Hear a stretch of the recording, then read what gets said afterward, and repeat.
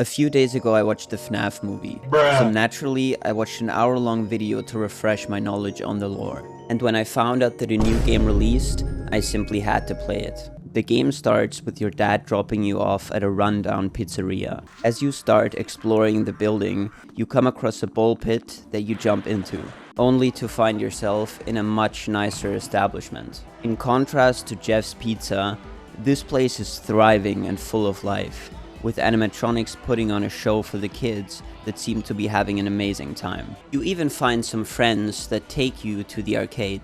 Quick side rant, look at this blue hat guy. He is actually cheating at this game. This was his shot, right? 100. Now it's me. That's my first try. Bummer, he says, the cheating bastard. Now he's back at it again. Hits it right in the 50, of course. That's another shot of him. 100, of course. What a piece of shit. After losing to the cheater in the arcade, you play hide and seek. You find a golden Freddy suit, which seems to be the perfect hiding place.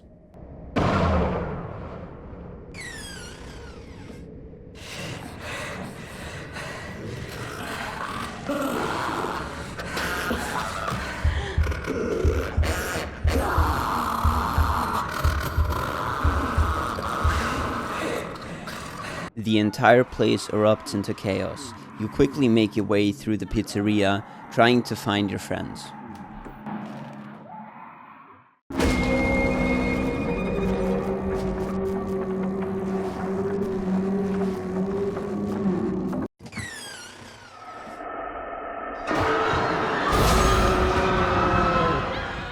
After witnessing William Afton's crimes, he chases you down with intent to kill. You barely make your way back to the ball pit, which sends you back to the present.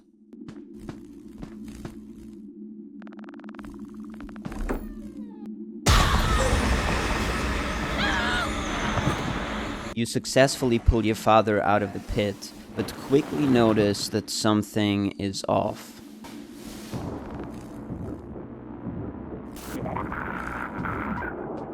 The mimic takes you home, starting the first night of the game. Here I want to talk about why this game works so well for me. Springtrap's design in this game is fantastic. He has strings of flesh hanging in his mouth and a human set of teeth that are accompanied by metal blades, combining human features with the otherwise lifeless Springlock suit. Springtrap acts almost like a zombie here, acting neither human nor like the other animatronics. His off-putting visual design is perfectly accompanied by amazing sound design. Listen to these heavy footsteps that slowly close in on me. Every time Springtrap gets close to you, you can hear someone suffering in his suit. All of these factors combined add up to an amazing atmosphere that stretches through the entire game. While I'm not the biggest fan of these pixel graphics, the design of the animatronics in this game really works for me, and their designs are perfectly elevated by these amazing, detailed animations that play every now and then. Another thing that I really like is that Chica, Bonnie, and Freddy act as an alarm state for Springtrap. They do not directly kill you. My favorite part of this game is the freezer section. You learn that a kid is trapped in this freezer, so you try to free him. In the present, you find a broken hammer. Your character even notes that it would be perfect if it wasn't broken. When you visit the same spot after entering the pit, you find the hammer in good condition. When you go back to the freezer and save the kid, you break the hammer in the process, leaving the exact part on the floor that you can find in the present. Even when Springtrap isn't a direct threat to you, he does a great job at building suspense. In a scene that I particularly like, the mimic mocks you with its glowing eyes, turning them off when your mother would see them, but turning them right back on when only you are watching. There are a few problems that I have with this game. In my playthrough, I had a few parts where I just couldn't figure out what you had to do, which got really frustrating. In the first night, you're tasked with finding your mom's phone number, and I swear I had to check every room 3 times before I found it, which really halted my experience for a bit.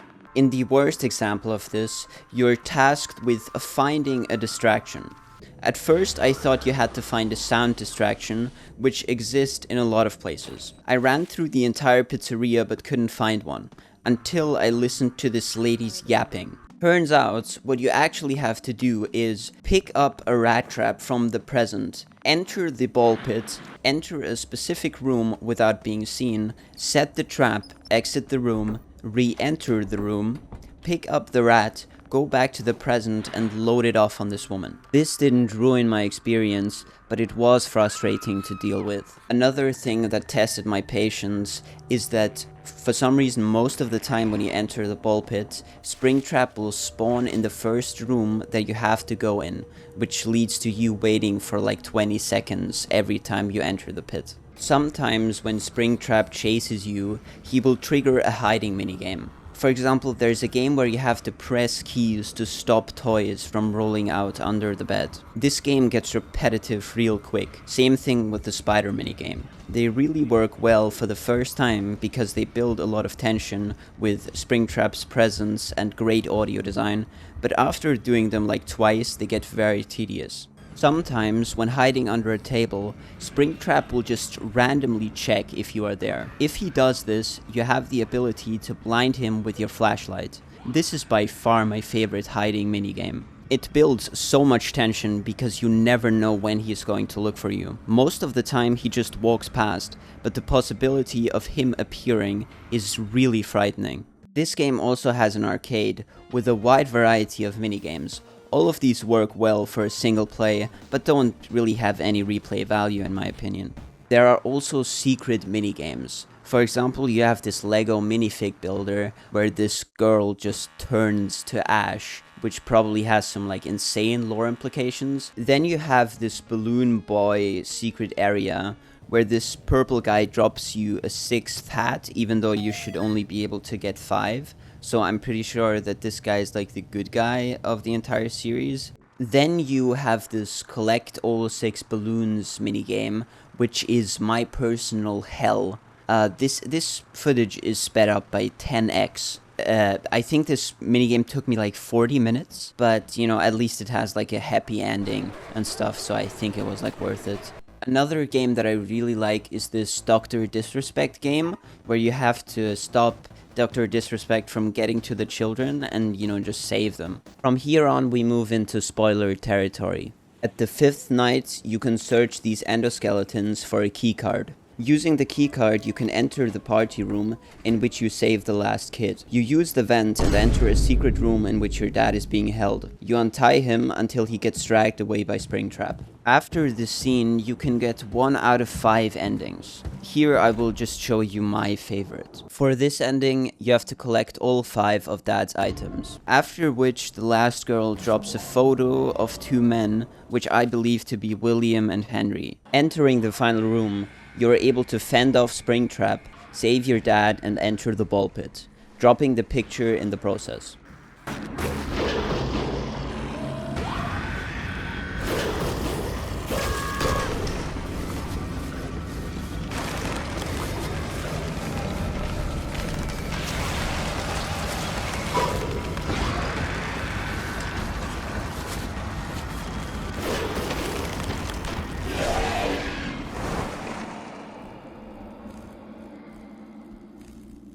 You're shown a heartwarming scene in which you find out that your family will move away from this hellhole, leaving a happy ending for the family. So, moving on to my ADHD score for this game, I think this game deserves like an 8 out of 10. This game has some flaws, but they get heavily overshadowed by the things it does well.